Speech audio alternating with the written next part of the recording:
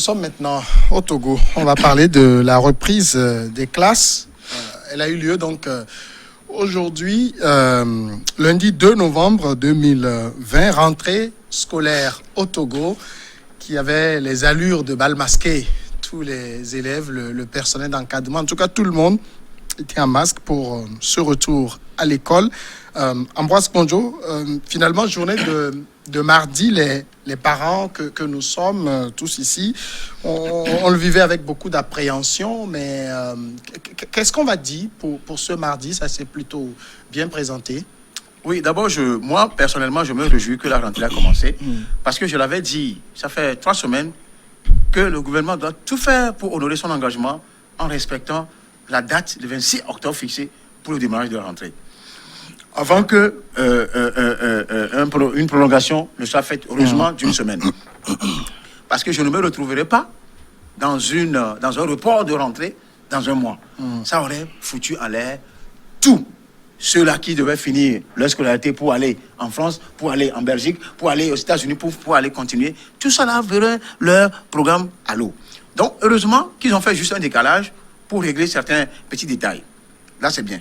Maintenant, ce matin, ce démarrage a été effectif et je l'ai constaté dans plusieurs établissements. C'est vrai que j'étais d'abord allé au CG Segbe, au CG Akato, ils ont créé une 6e là-bas. La mairie de Lofset a fait construit un bâtiment là-bas qui est bien c'est un grand quartier aussi. Absolument. Avant de venir au niveau du Segbe, ils sont nombreux là-bas. Ils sont nombreux là-bas, ils sont à près de 120, 140 dans la classe, bien sûr. Classe. Et ils vont faire la rotation. Dans le matin et l'après-midi. Même chose au lycée moderne que j'ai visité aussi. Je suis pas après aller au lycée, au collège protestant du Glencoe-Mégan, là où je fréquente mon église. Il y a le primaire, ils sont souvent 100% au CPD, et il y a le collège aussi, qui sont à un niveau de 4e ou 3e actuellement. Donc, et notre modérateur est arrivé pour pouvoir voir comment la rentrée a commencé. Donc, et j'ai compris qu'il y a un engouement. Les parents, peut-être lassés aussi de voir les enfants à la télé du matin jusqu'au soir. Ils sont un peu libérés. Mais il y a un stress qui se crée souvent au début de rentrée. D'abord, trouver l'argent pour acheter des fournitures, et faire le cahier aux enfants, et faire en sorte que l'enfant s'asseye quelque part dans la classe pour qu'il arrive à bien suivre.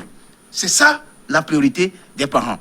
Maintenant, au-delà de ça, l'affaire d'écolage par fréquence, comment vous l'appelez, par fraction, par tranche, va arriver aussi en discussion avec les fondateurs. Maintenant, au niveau du ministre et au niveau des syndicats des enseignants, il y a certainement une boule rouge. On va revenir à ça tout à l'heure. Beau Soleil Obekou, est-ce que vous avez, en tout cas j'ai lu une de vos publications où vous souhaitiez bonne reprise, tout comme le chef de l'État d'ailleurs qui a souhaité bonne reprise des classes à tous les élèves, qui en a appelé au sens élevé de responsabilité des élèves, des parents d'élèves et du personnel enseignant. Il dit: je les invite à plus de rigueur et de discipline quant à la stricte application des mesures barrières.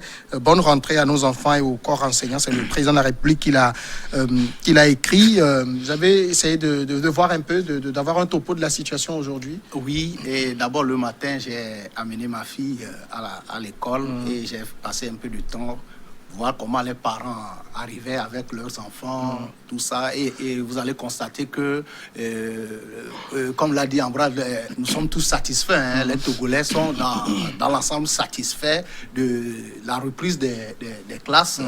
Parce que vraiment, il est vrai que nous vivons dans la pandémie au Covid-19, mais il faut que, il était impératif que les enfants reprennent les classes. Depuis mars, il y a certains qui sont à la maison depuis mars, et ils sont même lassés de rester à la maison. Et n'oublions pas aussi que si dans cette situation, c'est le niveau même de nos enfants qui régresse. Donc, le gouvernement a pris cette décision courageuse de reprendre les cours, et c'est une satisfaction générale. Donc, en allant à certains établissements aussi de notre quartier ici, pas très loin de vos studios, j'ai vu que les enfants aussi étaient conscients de cette reprise. Et surtout, ce qui m'a frappé, c'est que presque à l'unanimité, les gens respectent les mesures barrières, ne serait-ce que les masques que les enfants portent. presque les enfants le respectent, au moins pour ce début de la rentrée. Et c'est maintenant, c'est ce qu'il faut, le défi même, c'est ça. Hein. La rentrée, c'est déjà fait, mais maintenant, il faut faire cette rentrée et poursuivre l'année scolaire tout en respectant strictement les mesures barrières. C'est là même où il y a le travail à faire, que ce soit par les parents, que ce soit par les enseignants et aussi par les apprenants eux-mêmes. Donc, c'est ensemble que nous qui souhaitons un bon avenir pour nos enfants, nous allons les aider. La pandémie est là, mais on ne va pas et aussi rester les bras croisés, que nos enfants soient toujours à la maison parce qu'il y a cette pandémie. Bon, il faut vivre avec cette pandémie comme quelqu'un l'a toujours dit, et aussi respecter les mesures barrières pour faire évoluer le pays. Et je crois que nous sommes très satisfaits de cette rentrée. Alors, on a eu l'expérience déjà d'une reprise partielle des classes pour, en tout cas, les élèves qui devaient passer les examens. Ça s'est plutôt relativement bien passé, mais là, c'est plus de 2 millions d'élèves qui sont retournés à l'école, dont les tout petits qui sont allés. C'est évident qu'ils respectent les mesures barrières, port de masque pendant plusieurs heures en classe, lavage des mains et tout, ne pas trop être proche, c'est pas toujours évident. Hein. Oui, merci pour cette question, mais avant de répondre, je dirais d'abord dire que c'est évident ou non. Je pense que ça ne nous permettrait pas d'aller en profondeur de la teneur de votre question parce que il ne s'agit pas en matière de respect des mesures barrières d'évidence ou non, mais de nécessité ou bien même voire d'obligation. Donc à cette rentrée, je pense que tout le monde est tenu, même si c'est pas évident. Comme vous l'avez dit avec les chiffres que vous avez avancés, on est tenté de penser ou de dire que c'est pas évident.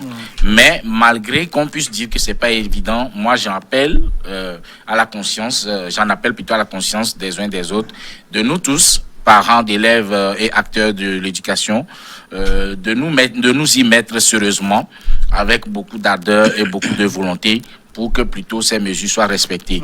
Mais avant de continuer sur le dossier de l'éducation, je voudrais faire un feedback pour dire ceci.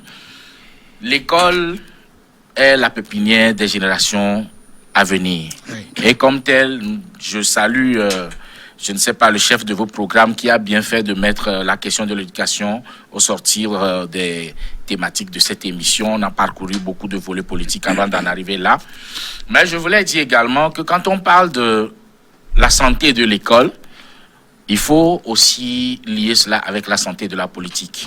Et en matière de cette santé politique, je voulais dire que si les politiques s'accordent pour prendre des mesures idoines pour que l'école et l'instruction dans un pays puissent émerger et produire des enfants, je peux dire intellectuellement bien portants, cela doit se répercuter dans l'avenir et les générations futures de ce pays pour qu'on puisse aujourd'hui ou bien plus tard connaître des leaders politiques bien bâtis pour éviter ce que nous voyons aujourd'hui en Côte d'Ivoire, pour éviter ce que nous avions vu entre-temps au Mali. Juste pour dire que le monde doit se rebâtir sur de nouvelles bases éthiques et positives. Et j'en appelle aussi à l'école ivoirienne de se retrouver parce qu'aujourd'hui, le Ghana nous a donné un schéma d'apaisement et de démocratie de haut niveau. Et dans les pays francophones, moi je voulais attirer l'attention d'un certain Ouattara et de sa classe politique sur le Congo, Kinshasa, où Kabila est sorti du jeu et a mis en place aujourd'hui une plateforme de gouvernance qui, même si elle n'est pas à saluer à 100%, a quand même créé une accalmie, excusez-moi. Donc c'est comme ça l'Afrique doit commencer par réfléchir. Et maintenant, je salue le ministre de l'Éducation pour avoir su régler les détails qui avaient tenté de ressurgir dans les médias les jours passés et permettre une bonne rentrée à nos enseignants et à nos élèves. Que ces mesures se poursuivent pour que notre rentrée puisse nous permettre de pouvoir quand je parlais, connaître un meilleur lendemain. Tout à l'heure d'évidence pour le respect des mesures barrières, j'ai dit c'est toute l'école qui a rouvert aujourd'hui, les tout petits notamment. Moi, j'ai vu ça quand j'ai amené mes enfants à l'école aujourd'hui. Il y a le tout petit qui est en maternelle 2. Je l'ai déposé avec masque. Je retourne après, il a enlevé. Je dis, mais remets le masque. Il me dit non. Il n'arrive pas à respirer. Il n'arrive pas à respirer. Les tout petits, c'est mon monde. Ouais. Quand j'y vais souvent, je me rappelle de ma fille. Et c'est des gens qui sont sur notre planète. Hein. Nous, on n'est pas dans leur jeu. C'est-à-dire que pour eux, c'est l'amusement d'abord. Ouais. Le premier degré à 70% de l'école, c'est l'amusement. Et ils m'intéressent beaucoup. Je vois une image aujourd'hui, on arrive ensemble sur une plateforme. Et les grands frères, les petits frères, il y a leur contrario. Ils sont en train de le tirer. Ils seraient certainement à 3 ans ou 4 ans de le tirer pour aller, ils refusaient. Donc, c'est dire quand même qu'il y a aussi des résistants qui ne sont pas encore prêts à y aller. Et c'est intéressant quand on voit la TVT le soir. Mais maman, bon, tu m'entends des choses qui sont intéressantes. Maintenant, revenons à la question fondamentale même du système éducatif. Ouais. Je crois que quelqu'un a parlé du rabais de ce système, de notre éducation, du niveau.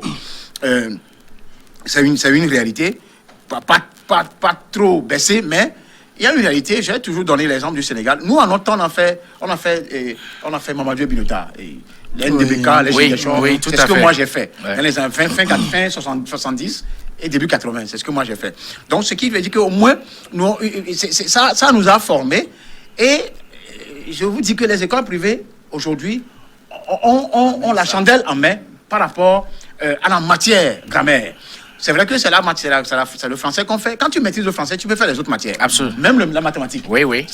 Les gens s'étonnent souvent. C'est la langue qui est la racine. Merci. Les gens s'étonnent souvent de voir la racine qui est la langue, qui doit être le soubassement des autres matières.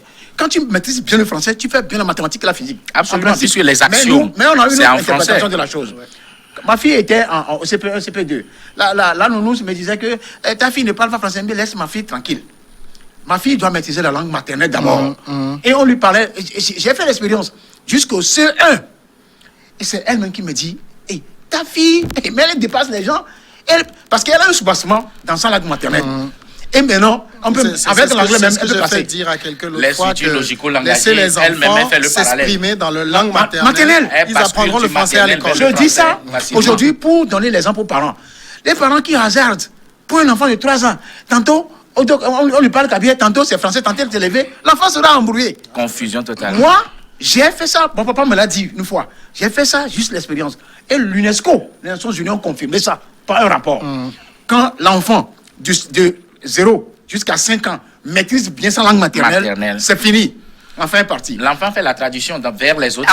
Justement, en même temps, on peut lui présenter 4 langues. Il faudrait qu'il sache réfléchir dans sa langue. C'est fini. L'enfant est parti. C'est ça qu'on appelle les structures logico-langagées. Ah, d'accord.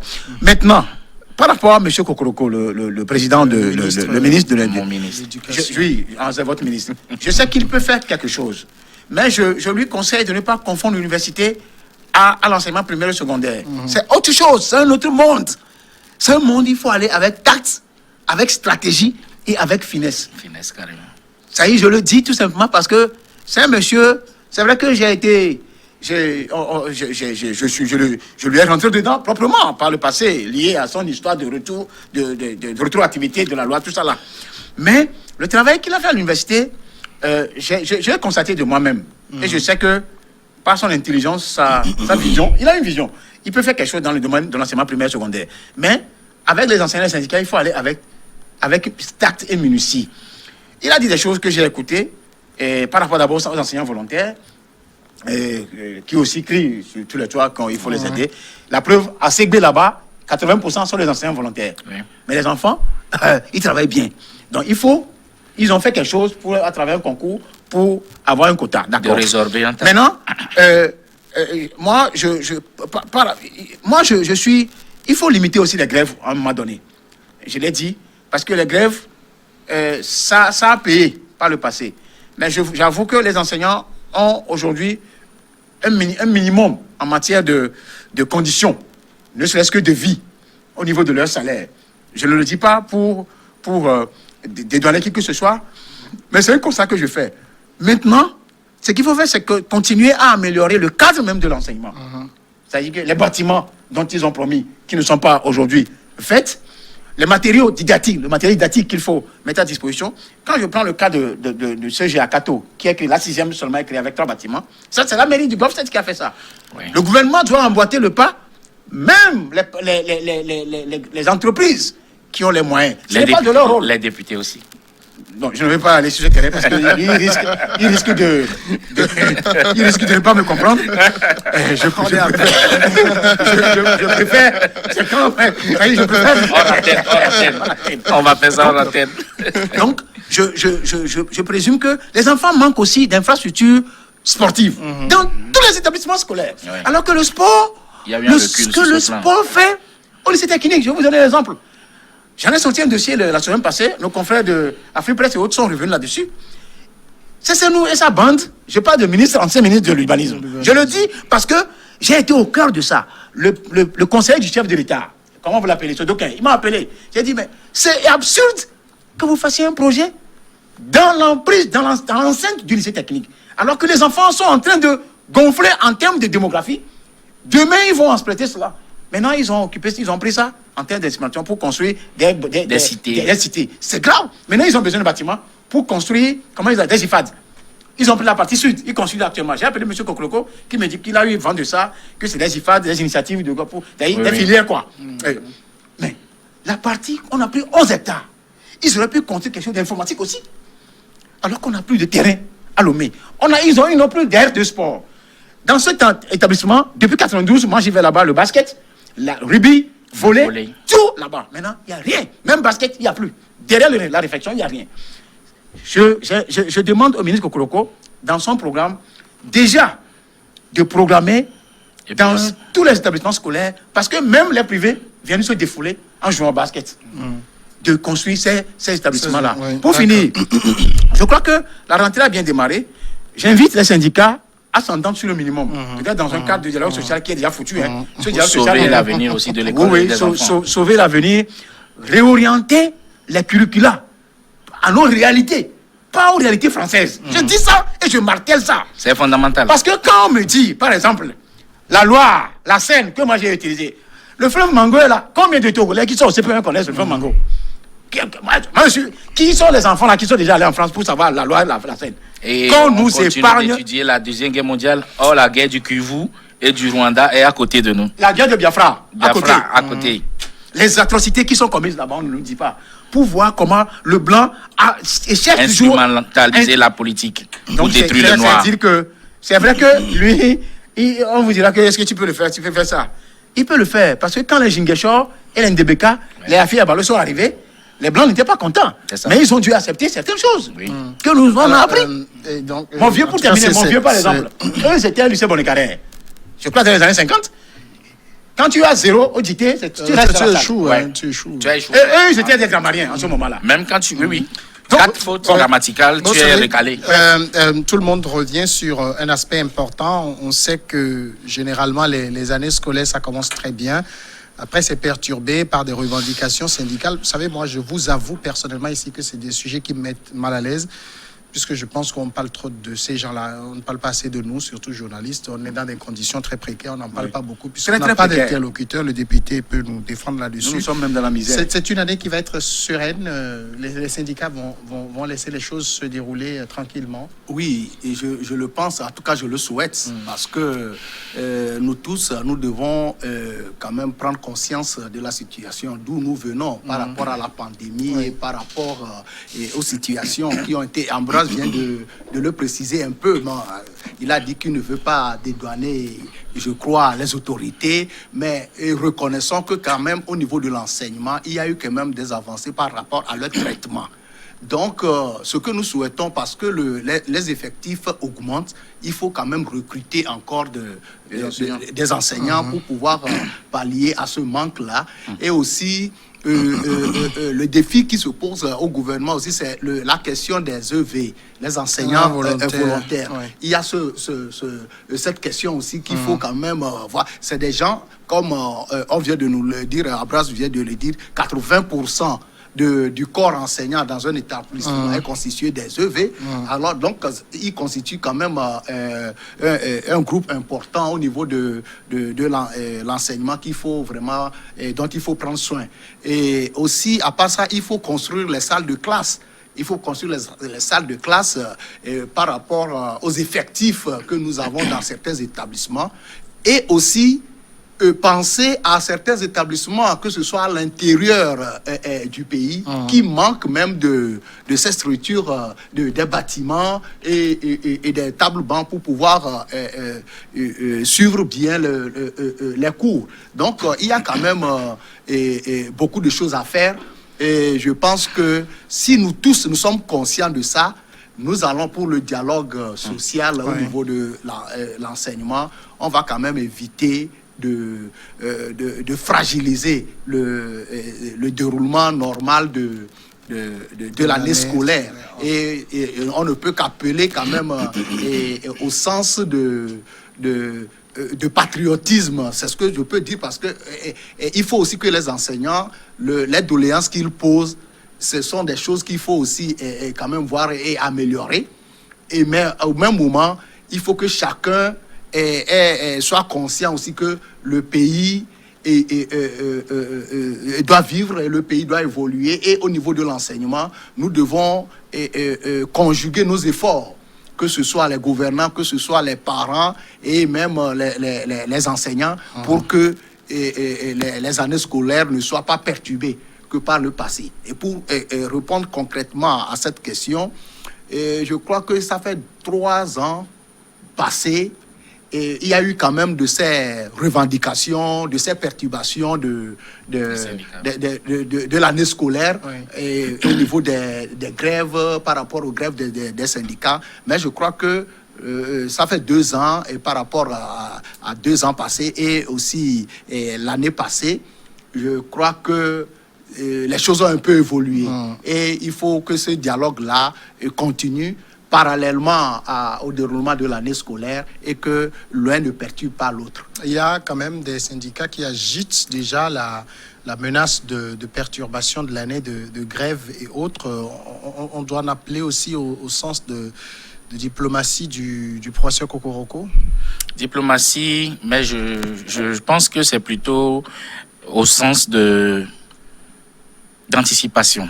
D'anticipation, parce que, comme l'a dit entre-temps le député puis Ambroise, à un moment donné, il faut que les enseignants et les centrales syndicales du domaine de l'éducation puissent aussi marquer un point pour essayer de voir tout ce que le gouvernement a déjà pu consentir.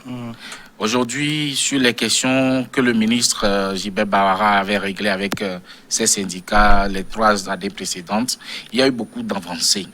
Et si nous voulons conjuguer avec tous les autres ministères, tous les autres domaines, c'est vrai, il y a encore plus à faire pour l'enseignant togolais.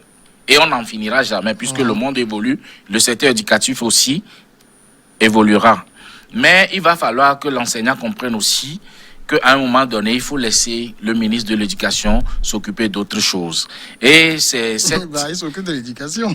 Non, d'autres choses dans le domaine de l'éducation. Il n'y a pas que le salaire de l'enseignant dans le domaine de l'éducation. Il y a les infrastructures.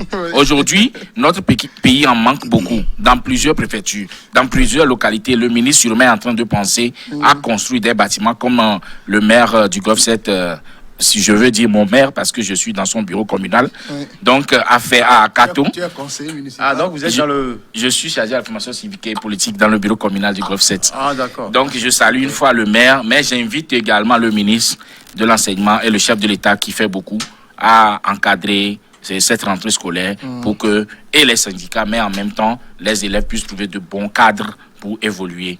Voilà ce que je peux... Ambroise, Oui, il faut ajouter à cela ce qu'il faut mettre dans l'enseignement même. Je le disais entre-temps, le curriculum. Le contenu qu'il faut enseigner. Je l'ai dit. Vous savez, moi j'aime tellement l'Afrique. J'aime ce qui vient de l'Afrique, la souche africaine, l'Égypte ancienne, l'égyptologie. Et ça me renvoie à Tipi Achadam, chez qui j'ai une fois vu les sarcophages des pharaons. Les pharaons, 80% étaient des Noirs. Et il faut enseigner. Cheikh Anta Diop l'a clairement dit, que le blanc ne veut pas qu'on aille à la souche.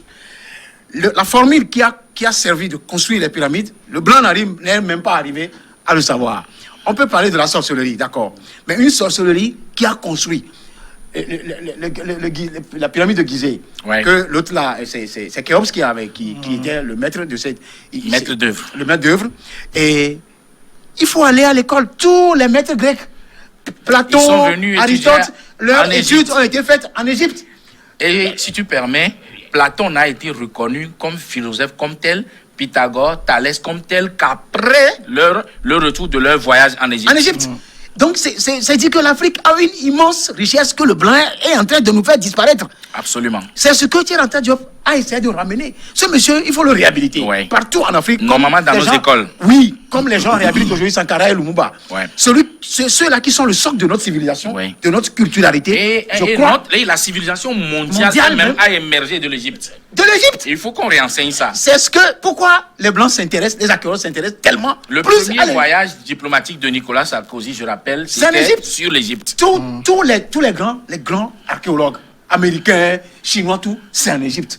Le mystère demeure toujours là-bas. Donc il faut que les élites africaines, le ministre Koloko, il peut le faire. Certes, il est jeune, mais il a un niveau très élevé qui peut amener, ensemble avec leurs collègues de la sous-région, à adapter l'enseignement à l'africanité, à l'authenticité africaine, à l'égyptologie, pas dans la science mystique, pas forcément dans la science spirituelle, mais dans la science culturelle, que l'Égypte était le roi de l'algèbre. L'Égypte était la terre de la géométrie. Ouais. C'est-à-dire, c'est le fondement même de la géométrie.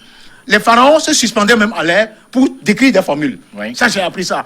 Donc, moi, je suis fasciné. Je ne sais pas pourquoi. Quand je vois même un dessin animé de l'Égypte, Khéops, Tutankhamon, Akhenaton, je reste toujours là-bas, je suis. Oui, je suis fasciné comme ça. C'est ce qui m'a même conduit à connaître Siki Achadam bien avant qu'il soit le président du PNP, dans les années 2007, 2008. Et il m'a montré un livre grand comme ça, des photos des sarcophages de pharaons, que tous c'est des Africains. Donc je dis, l'Afrique est bénie, Jésus est venu en Afrique, Mahomet est passé par l'Afrique, tout ce monde-là est passé par l'Afrique, par l'Égypte. Il y a donc ce défi de l'enseignement. Il faut mettre ça dans les curricula. Oui, ça c'est vrai, et je suis d'accord avec Ambroise. Il faut, parce qu'au fur et à mesure que le monde, vous savez que le monde évolue à vitesse. Nos enfants doivent connaître ça. Et au fur et à mesure qu'on évolue, nos réalités africaines, les enfants ne les connaissent pas. Et je voulais placer une dernière phrase pour dire que l'un des véritables buts de l'esclavage, c'était pas forcément pour aller développer les États-Unis dans les champs de canne à sucre. En fait, le plan de la race blanche, c'était quoi? D'appauvrir culturellement et scientifiquement une prochaine génération du peuple noir. Oui. Donc, au présent, il fallait arracher toute l'élite noire, dépositaire des secrets des pyramides, des secrets en mathématiques, algèbre, sciences, métaphysique, tout ce que vous voulez. C'est tout cela, ils étaient venus, ils ont fait semblant d'abord, ils se sont mélangés à eux, ils ont appris, ils ont tout appris. Au moment où ils ont su qu'ils ont tout maîtrisé maintenant, ils ont détruit, tué ceux qu'ils peuvent tuer. L'incendie de l'université d'Alexandrie par Alassane le Grand, c'était pas des accidents, c'était savamment fait pour appauvrir intellectuellement l'Africain.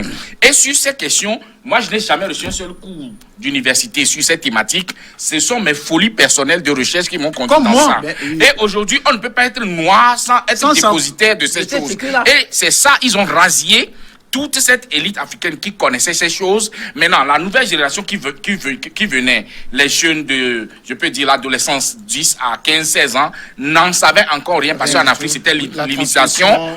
Maintenant, quand ils les ont vidés, le blanc maintenant est venu maintenant en enseignant.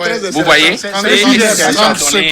Freddy, merci pour cette parenthèse, mais je te retire la parole que tu m'as dit. Pour dire qu'il faut vraiment prendre conscience et il nous appartient, nous Africains, nous les dirigeants africains, de pouvoir s'approprier, de pouvoir prendre conscience et savoir que nous avons à faire en sorte que nos enfants puissent quand même être dans le bain de nos réalités africaines qui se perdent. Et j'ai écrit un livre sur cette thématique qui va sortir, qui est intitulé « L'école qui n'a jamais été créée ». Merci à Ambroise. L'école qui n'a jamais été créée.